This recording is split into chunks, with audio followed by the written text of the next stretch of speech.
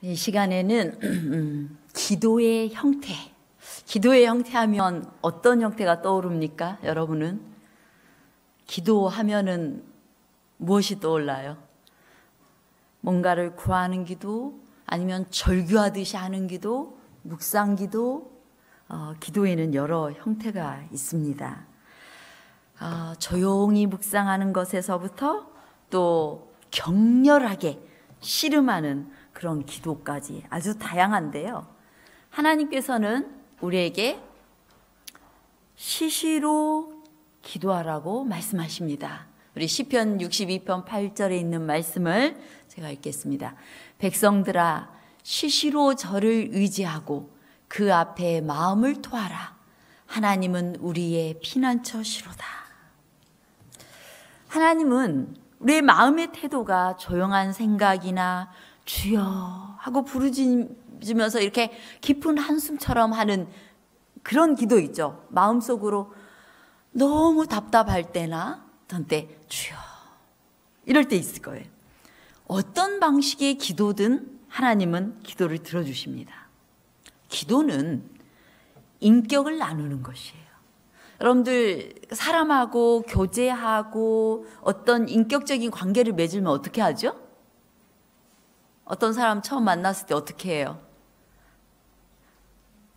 좀 호감이 있어서 좀 사귀어보고 싶다. 그러면 살짝 눈인사를 할 것이고, 그 다음에 때를 봐서 그에게 다가가서 말을 걸 것입니다. 그리고 말을 하다 보면 어떤 이야기가 나와요? 온 집안 이야기, 고향 이야기, 온갖 이야기 하다 보면 서로 공감대를 형성하면서 이렇게 관계가 점점 깊어지는 것입니다. 기도도 마찬가지입니다. 하나님과의 관계를 맺는 대화이기 때문에 어떤 특정한 규칙이나 규정보다는 상황에 따라서 자연스럽게 이루어지는 것이 기도예요. 그러므로 우리가 이 두 사람의 관계가 친밀해지면 친밀해질수록 정말 누구한테도 말하지 않는 비밀을 나누기 시작하죠. 우리 하나님과도 친해지기 시작하면은 정말 더 깊은 차원의 기도를 함으로써 서로 사랑을 나누게 됩니다. 그래서 이 하나님께서 아브라함을 뭐라고 칭했어요? 벗이라 칭했어요. 벗이라.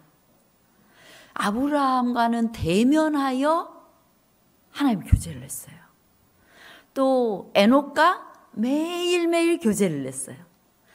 다윗이 정말 때로는 하나님의 마음을 아프게도 했지만 그가 기도하는 사람이었기 때문에 하나님의 마음에 합한 자라고 하나님께서 말씀하셨습니다. 그래서 하나님과 이 깊이 있는 대화를 나누고 인격적인 어떤 관계를 맺어갈 때 우리를 친구라 하고 또 우리와 사랑을 나누시는 것입니다. 하나님의 생명과 인간의 생명은 기도를 통해서 서로 통하는데요. 우리가 마음의 소원을 아무런 속박 없이 그냥 자연스럽게 자유롭게 표현할수록 더 진실된 기도를 할 수가 있어요. 우리가 기도합시다 하면은 누구 좀 기도 좀 해주시겠어요? 하면 굉장히 어려워합니다. 어떤 분들은 이렇게 방문 갈 때 기도시킬까 봐 안 따라간다 그래요. 또 어떤 집사님들은 몇십 년이 됐어도 저한테 이야기해요.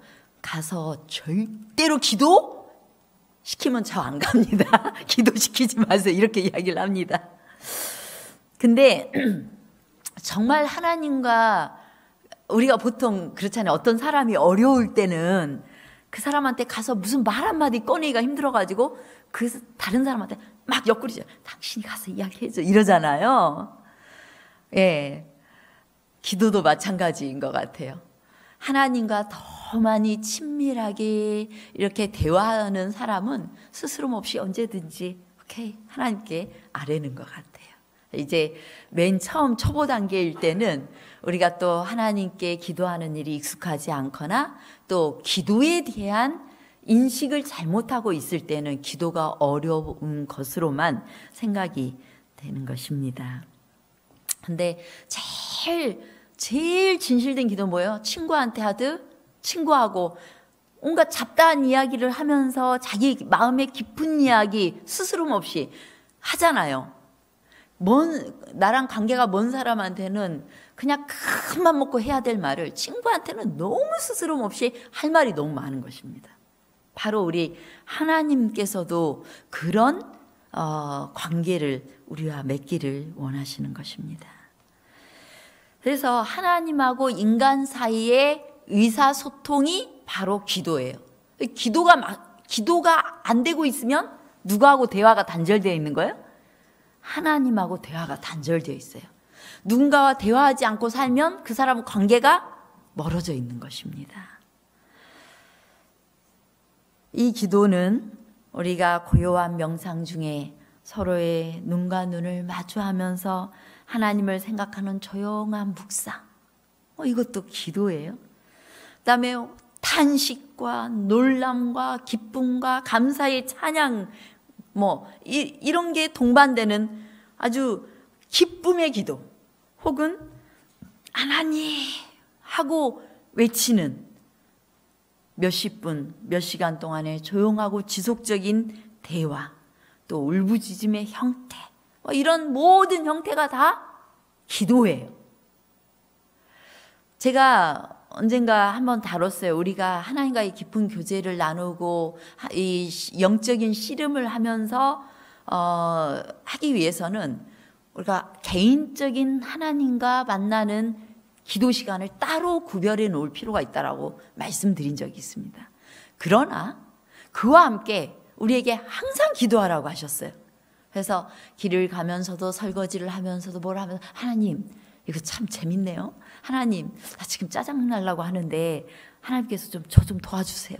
이런 거 다 뭐예요? 거룩한 기도가 되는 것입니다.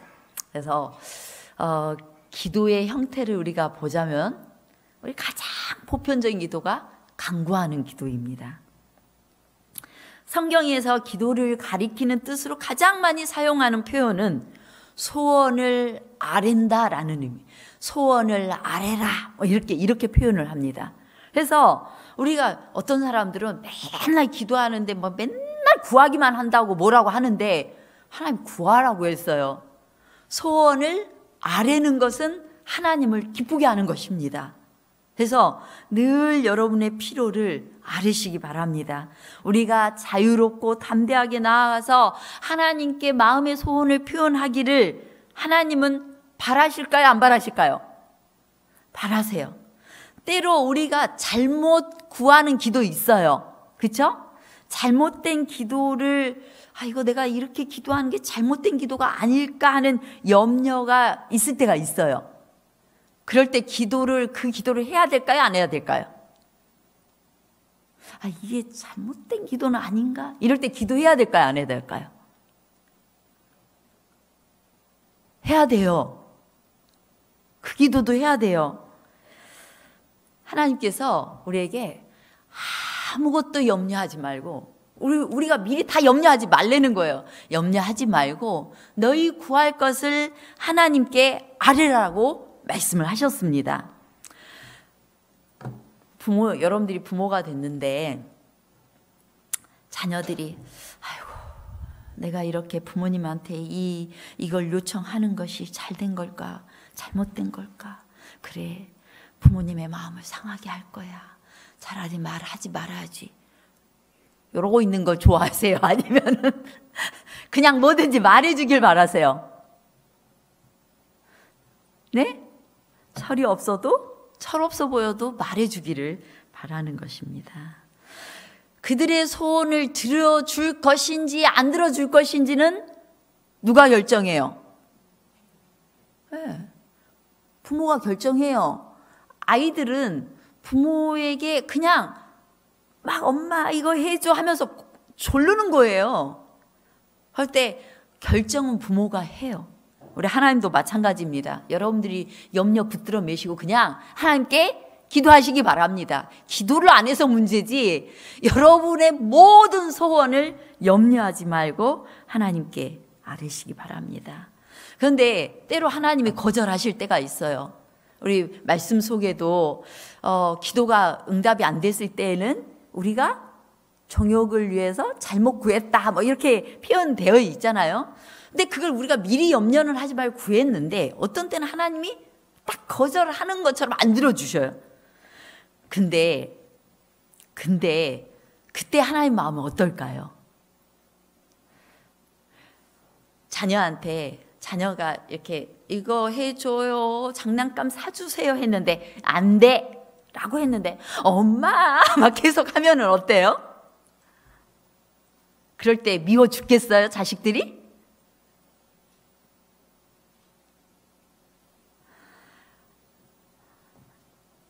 엄마, 아빠 하면서 다시 한번 이렇게 요청을 하면 진짜 위험한 것이 아닌 이상 뭐라고 해요, 부모가? 이번 딱 한 번만이야 하면서 다 들어줘요. 그죠? 그것은 그런 아이들을 보면서 우리 마음이 기뻐요.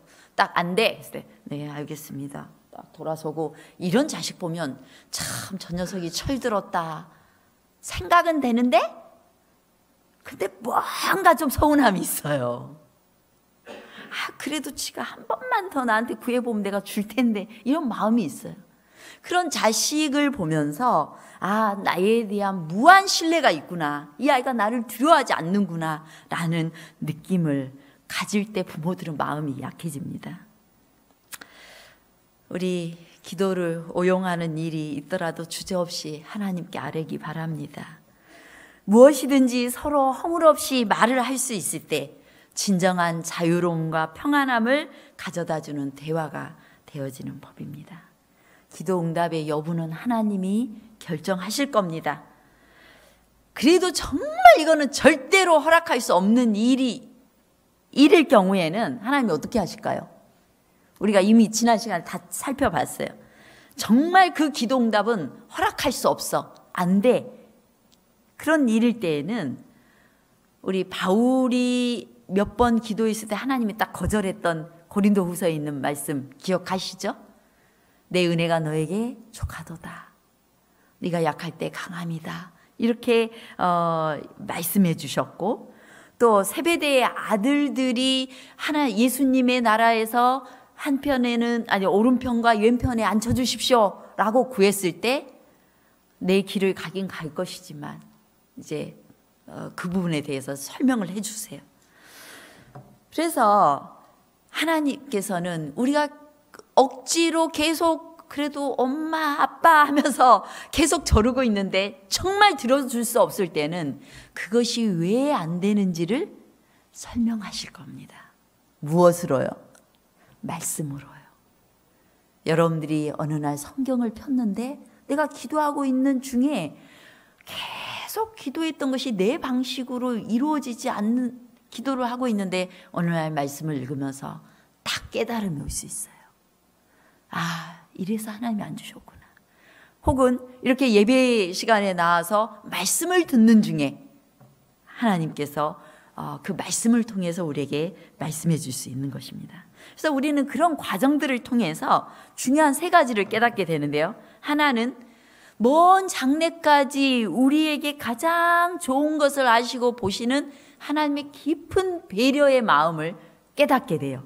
그 과정을 통해서. 기도가 응답되어지지 않으면서도 말씀을 통해 우리에게 깨우침을 주는 그 과정 통해서 하나님의 선하심, 우리를 향한 끝내 나에게 좋은 걸 위해서 기도 응답하지 않는 것에 대한 하나님의 깊은 배려심을 알게 돼요. 그 다음에 두 번째 깨닫는 게 뭐냐면 우리 마음의 이기심과 지혜의 부족을 깨닫게 됩니다. 그래, 나는 이게 더 좋을 줄 알고 하나님께 이렇게 구했는데 하나님께서 안 된다라고 말씀하시고 그렇게 하셨던 이유가 뭔지를 알게 돼요. 역시 하나님 제 생각이 참 부족합니다. 역시 저는 하나님의 지도를 받으면서 나아가야 되는 사람입니다.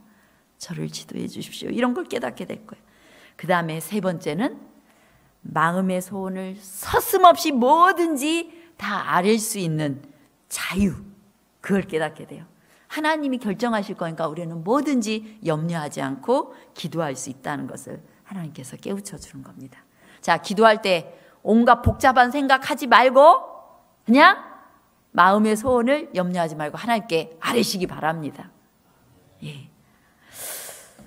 두 번째, 우리는 감사의 기도를 할 수 있는데요. 감사 기도는 자연스럽게 간구하는 기도의 질을 잊게 됩니다. 하나님께서 뭔가를 허락하셨다면 그것에 대해서 마땅히 감사를 드려야 됩니다. 그리고 성경은 곳곳에서 우리한테 감사하라고 권면하고 있어요. 여러분들은 하나님께 얼만큼 감사합니까?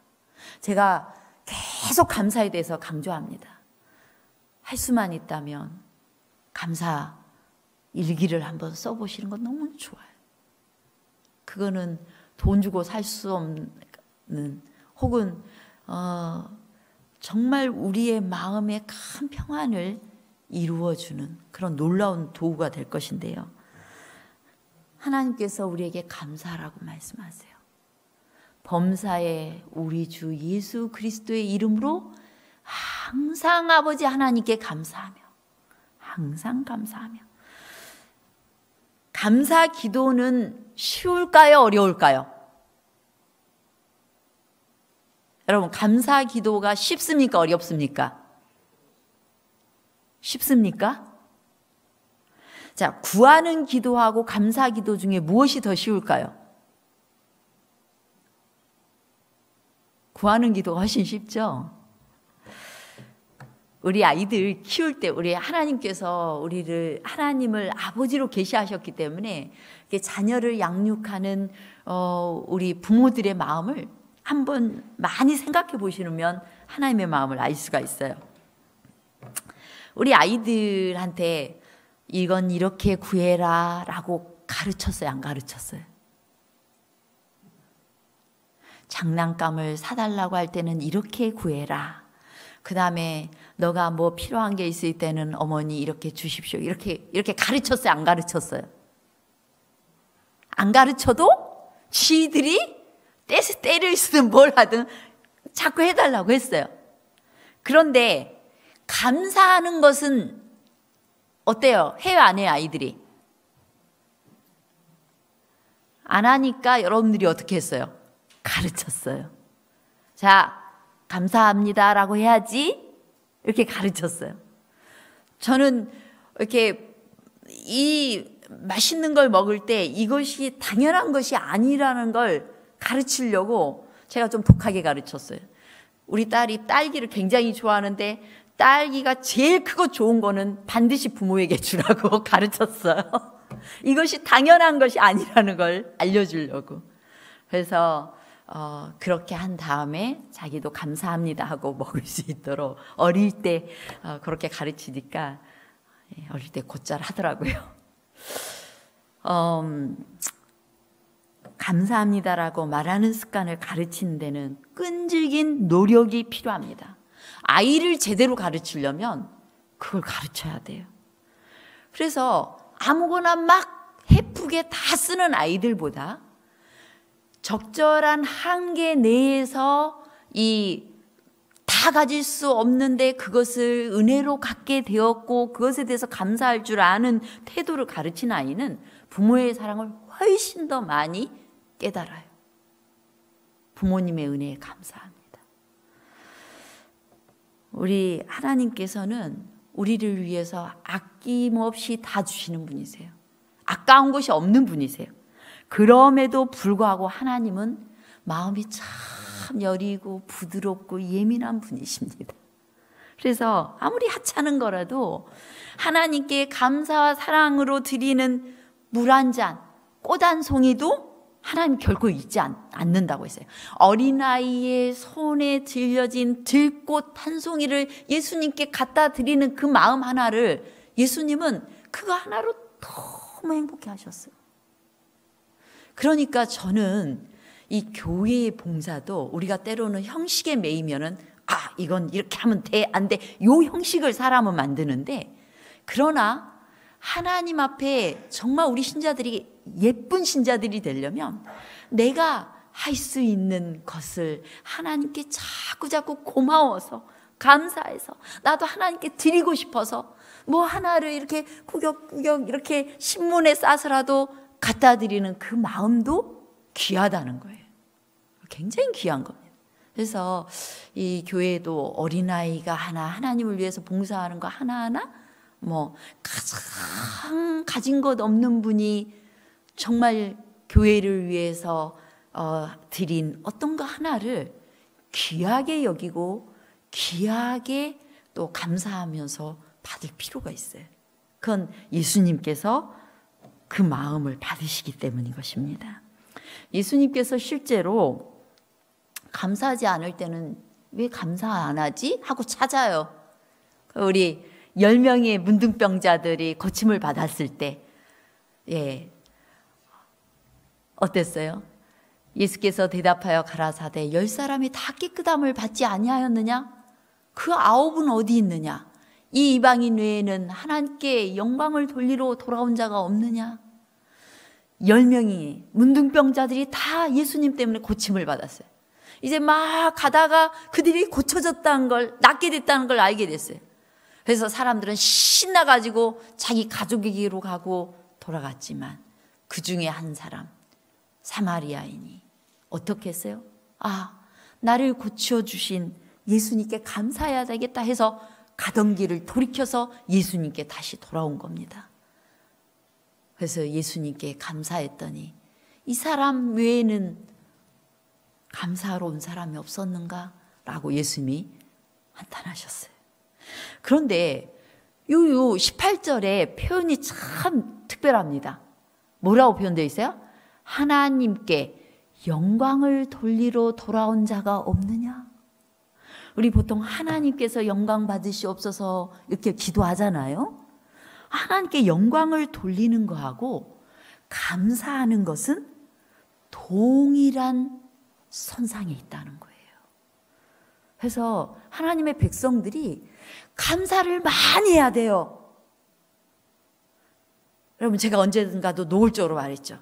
매주 감사헌금 드려보세요. 정말로 금액은 상관없이 여러분들이 드릴 수 있는 그 한도 내에서 하나님께 감사 그 봉투를 써서 내용을 쓰면서 하나님께서 일주일 동안 나에게 베풀어 주신 은혜를 생각하면서 기록해서 하나님께 감사헌금을 한번 매주마다 드려보시기 바랍니다.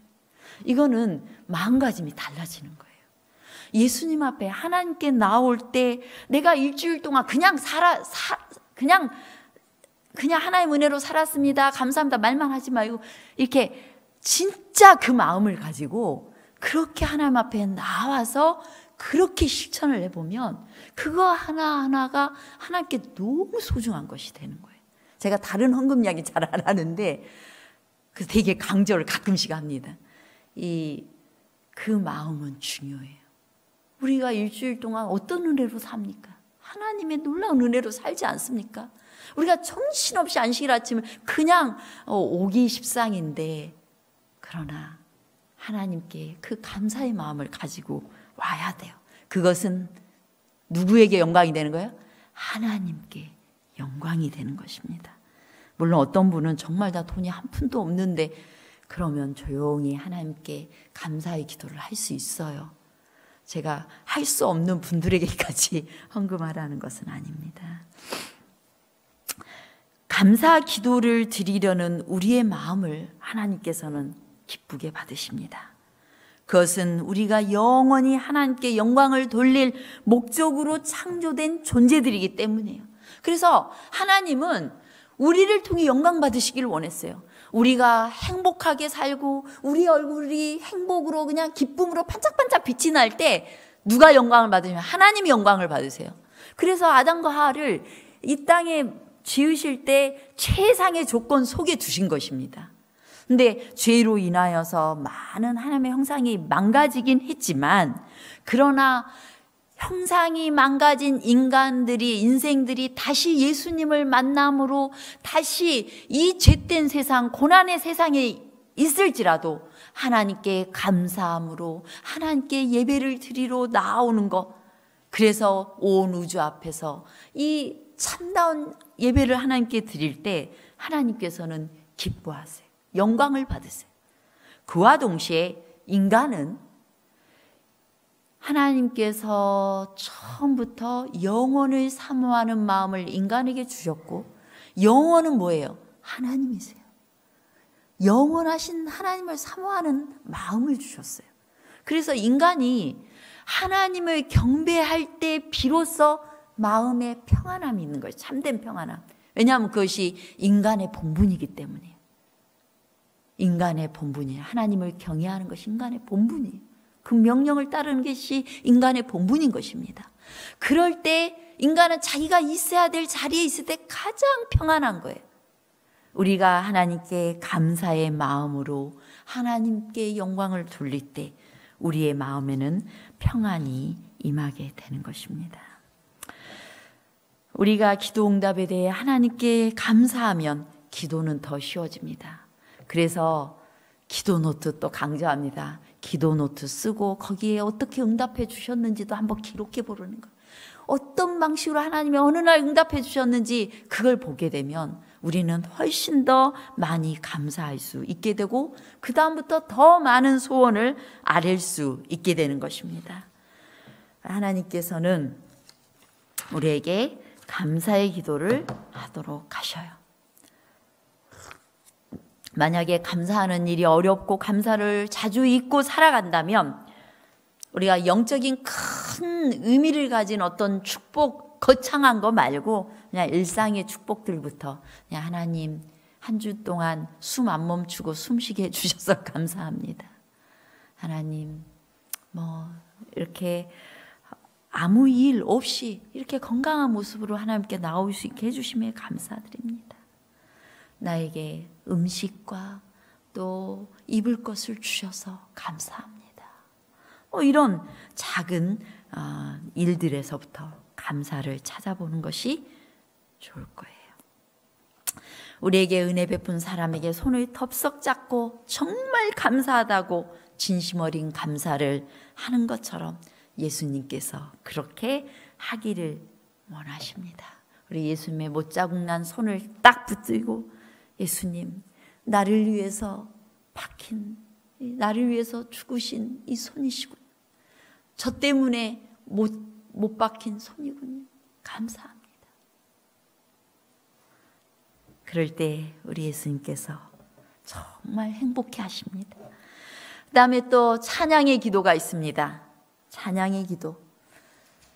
성경은 여호와를 즐거워하고 송축하고 그의 이름을 높이세 또 찬양할지어다 라고 찬양에 대해서 명령합니다. 근데 찬양과 감사는 좀 비슷해 보여요.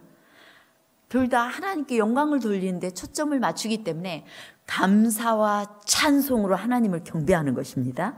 그런데 약간의 차이가 있는데요. 감사는 하나님이 우리에게 베푸신 복을 기억해가지고 그에게 영광을 돌리는 게 감사예요. 반면에 찬양은 그냥 그분이 하나님이기 때문에 영광을 돌리는 겁니다.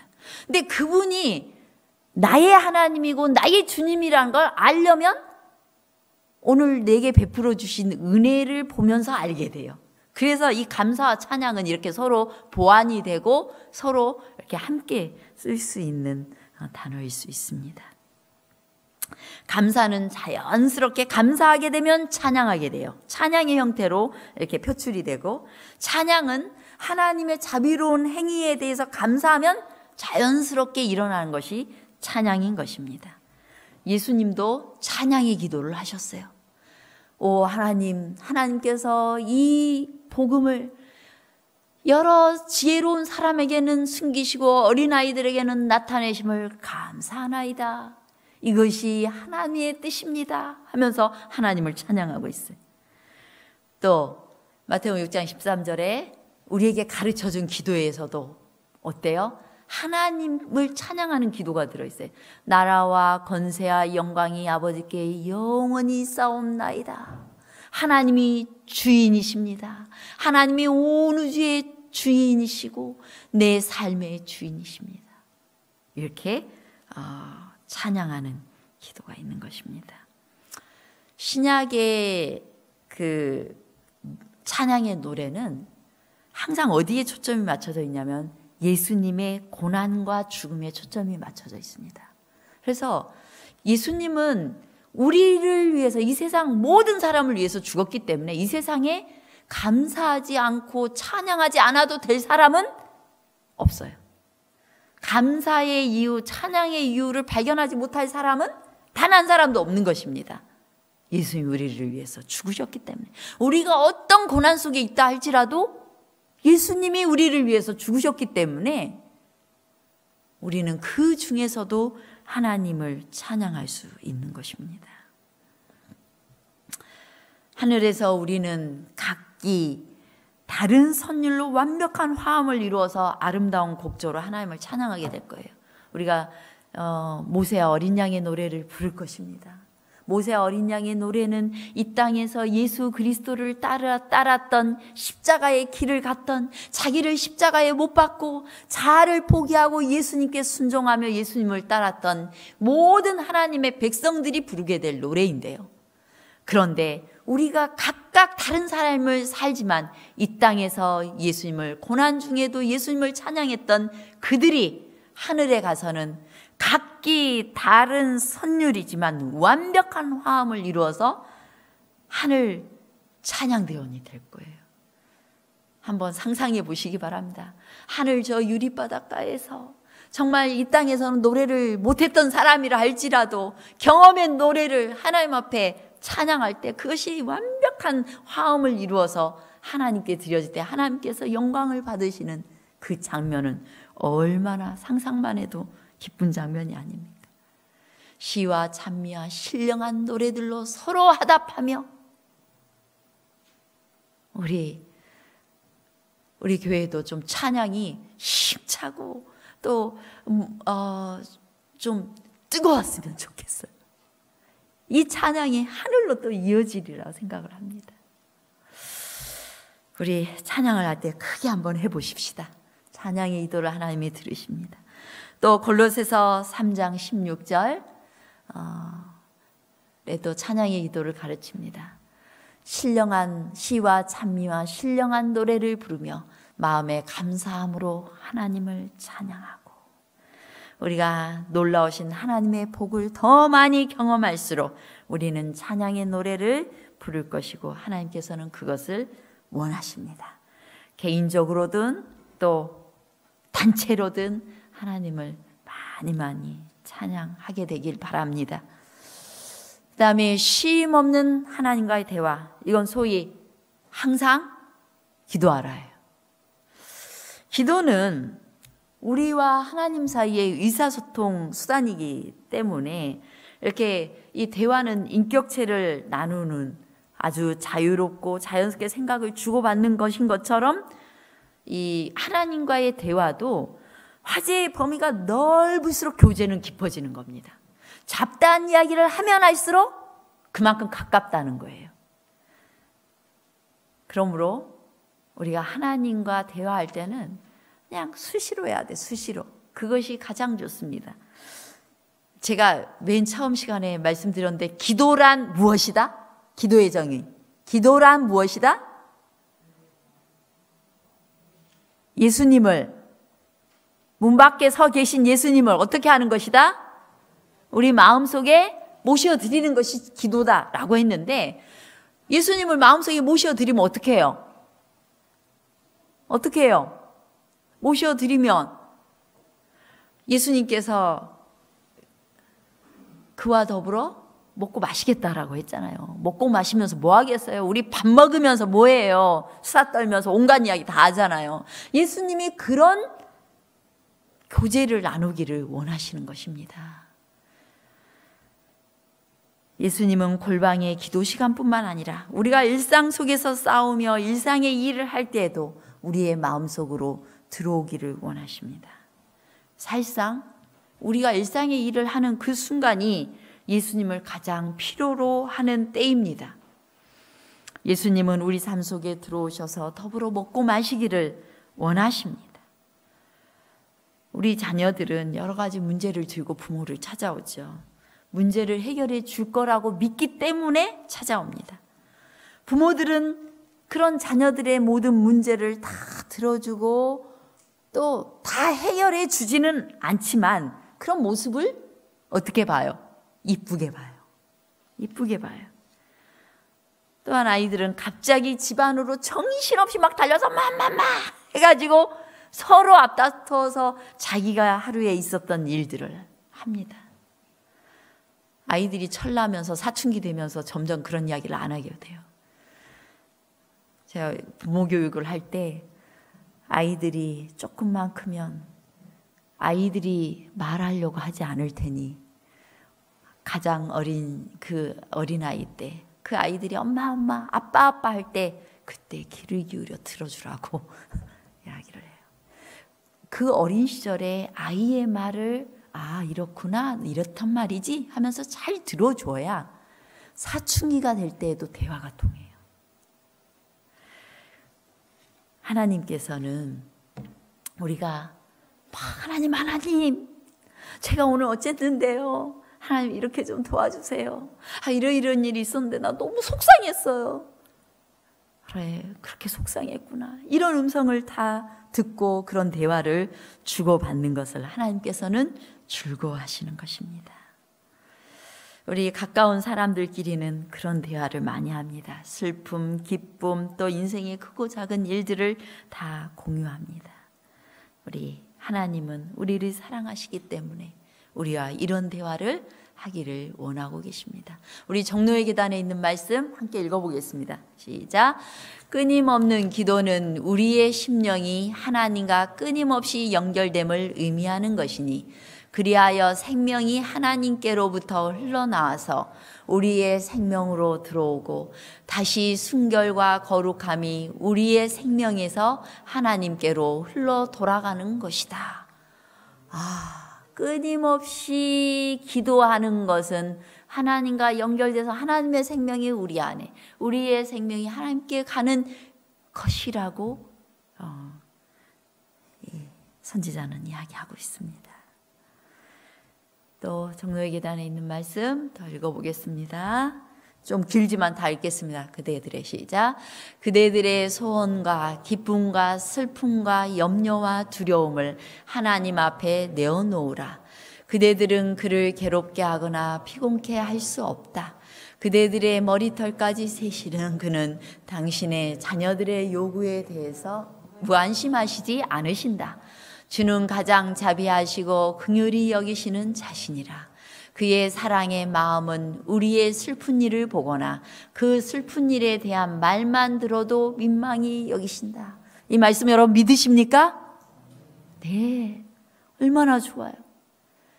우리의 모든 기쁨과 슬픔 다 내어놓고 아주 자잘한 아무것도 아닌 요구를 할지라도 무관심하지 않으신다는 이 약속의 말씀, 이것이 하나님의 마음입니다.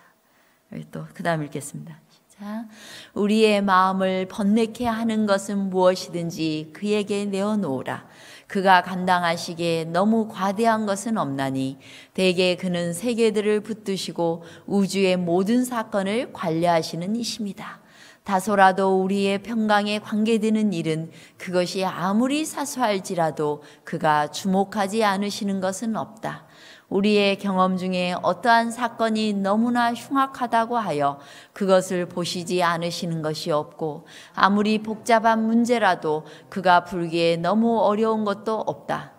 당신의 자녀 중에 지극히 작은 자가 당하는 어떤 재난이나 그들의 심령을 괴롭게 하는 어떤 근심이나 기분을 좋게 하는 어떤 기쁨이나 입술에서 새어나오는 어떠한 진정한 기도라도 우리의 천부께서 그것들을 못 본 채 하시거나 거기에 직접으로 관심을 두시지 않으시는 것은 하나도 없다. 아멘. 하나님은 우리의 모든 것에 관심을 기울이십니다.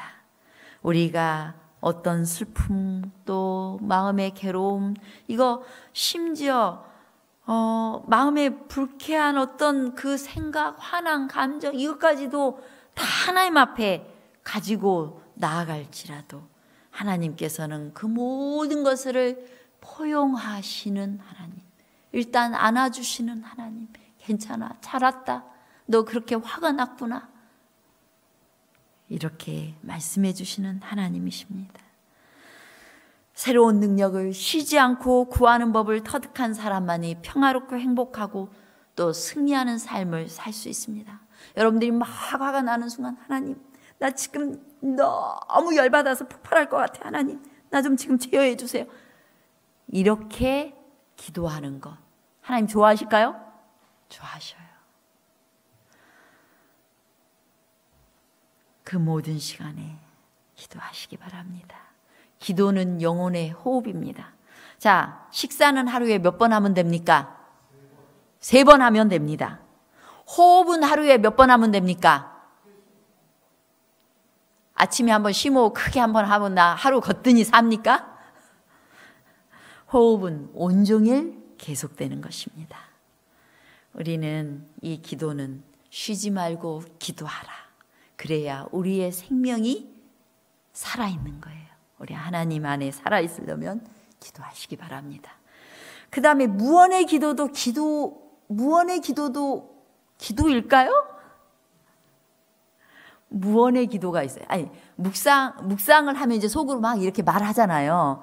그런데 여기에서 말하는 무언의 기도, 어떤 때 정말 너무 기가 막히고 이 속이 탁 답답하면 기도가 하나도 안 나오고 그냥 아니 이러고 있을 때 있어요. 그런 경우 있었어요, 없었어요? 있었어요. 그래서 하나님 앞에 긴 기도하러 나왔는데 정말 아무 말도 차마 할 수가 없어가지고 하나님 하고 몇십 분을 그냥 그대로 앉아있는 때도 있습니다. 그런데 하나님께서 그 기도도 들으세요. 우리 로마서 8장 26절 읽어보겠습니다. 시작.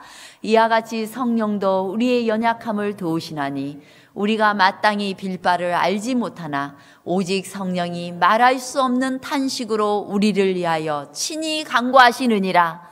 우리가 마땅히 그 순간 너무 가슴이 턱 막혀가지고 빌 바를 알지 못할 때조차도 성령이 말할 수 없는 탄식으로 우리를 위해서 간구하십니다.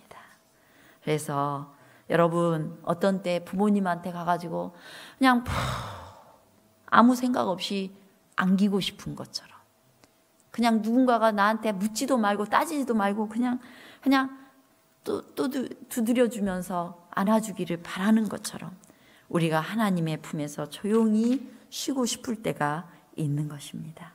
우리 하나님께 그런 기도 할 수 있어요? 할 수 있어요. 그런 기도 하게 되면 이제 하나님께서 우리에게 또 기도할 말을 주시고 알아서 응답하실 것입니다. 하나님 앞에 나와 조용히 그분을 묵상하며 지친 그 영혼을 하나님은 달래주실 수 있습니다. 말할 수 없는 탄식, 하나님이라고 부르는 그 한 단어만으로도 하나님께 우리의 마음이 전달될 수 있는 것이에요. 그래서 우리가 주의 이름을 부르는 자는 구원을 얻으리라고 했는데 어떤 때는 주님 이렇게 부르는 그 주님이라고 부르는 그 순간에 하나님께서 우리 안에 들어오셔서 무슨 일인가를 하실 수 있는 거예요. 그 감정을 컨트롤하기도 하고 그 상황에서 빠져나오기도 하고 우리의 마음의 평안도 주시는 것입니다. 우리 시대의 소망 읽고 마치겠습니다. 또 이것도 길지만 우리 함께 읽겠습니다. 시작. 아무리 깊이 타락하고 죄악적인 사람일지라도 그리스도 안에서 구원을 발견할 수 있다. 귀신 들린 자는 기도 대신에 사단의 말만을 말할 수 있을 뿐이었다. 그러나 그 마음속에 말 없는 호소는 들려졌다. 필요를 느끼는 영혼이 외치는 소리는 그것이 비록 말로 표현되지 못했을지라도 무시되지 않을 것이다. 이게 무슨 장면이에요? 거라사 광인이 이 귀신이 들렸는데 그 사람 속에 귀신이 얼마나 있었어요? 군대가 있었어요. 군대가 있었어요. 그러니까 이 귀신이 그 사람을 장악하는 힘이 너무 강력해가지고 보통 귀신 들린 사람은 예수님께 나서 주님 나를 좀 도와주세요 이렇게 외칠 수가 있는데 이 사람은 그 외침도 할 수가 없는 거예요. 귀신이 말을 하는 겁니다. 당신이 나와 무슨 상관이길래 나를 어떻게 하려고 합니까? 날 그러면 차라리 저 돼지떼에게 들어가게 해주십시오. 누구하고 이야기하고 있어요? 귀신하고 예수님. 귀신이 예수님한테 이야기하고 있는 거예요. 그런데 그 순간 이 거라사 광인의, 그렇게 귀신 들린 그 거라사 광인의 마음속에 간절함, 말로 표현할 수가 없는데, 사단의 힘이 너무 커서 표현할 수 없는 그 말 없는 호소, 그 소리가 예수님께 들려졌다는 거예요. 필요를 느끼는 영혼이 외치는 그 소리는 절대 무시되지 않는다는 것입니다. 하늘의 하나님과 언약관계에 들어가기로 동의하는 자들은 사단의 능력이나 그들 자신의 연약한 성정 그대로 버려지지 않는다. 흑암의 영들이 한때 자신들의 지배 아래 있었던 그 영혼과 싸울 것이나 하나님의 천사들이 우세한 힘을 가지고 그 영혼을 위하여 대항할 것이다. 때로 우리의 본성이, 우리의 본성 속에 우리의 원래 아비였던 마귀가 우리를 계속 영적으로 하나님 앞에 생명으로 가지 못하게 하기 위해서 우리를 붙들고 그렇게 할 것이지만, 그러나 우리의 마음속에 외침, 하나님, 이렇게 탄식하는, 울부짖는 그 부르짖음의 소리를 입으로 내지 못한다 할지라도 하나님께서 들으셔서 천사를 보내서 대항하게 한다는 것입니다. 주께서는 나 여호와가 이같이 말하노라. 용사의 포로도 빼앗을 것이요 강포자의 빼앗은 것도 건져낼 것이니 이는 내가 너를 대적하는 자를 대적하고 내 자녀를 구원할 것임이라 고 말씀하신다. 우리 주님께서 우리가 포로 되어 있지만 우리를 빼앗을 것입니다. 그리고 생명으로 옮기실 것입니다. 때로 정말 죄와의 싸움에서 지쳤을 때 엄마의 무릎 위에 누워 엄마의 손길을 느끼며 곤히 잠드는 어린아이처럼 세상에서 지치고 힘이 들 때 우리 하나님의 품에서 우리는 잠시 쉬어갈 수 있습니다. 하나님, 잠시 여기에 기대어 쉬면 안 될까요? 하나님 품 안에서 잠시 쉬고 나면 모든 게 다 괜찮아질 것 같아요. 이렇게 말씀드릴 수 있다면 그것도 축복이 될 것입니다.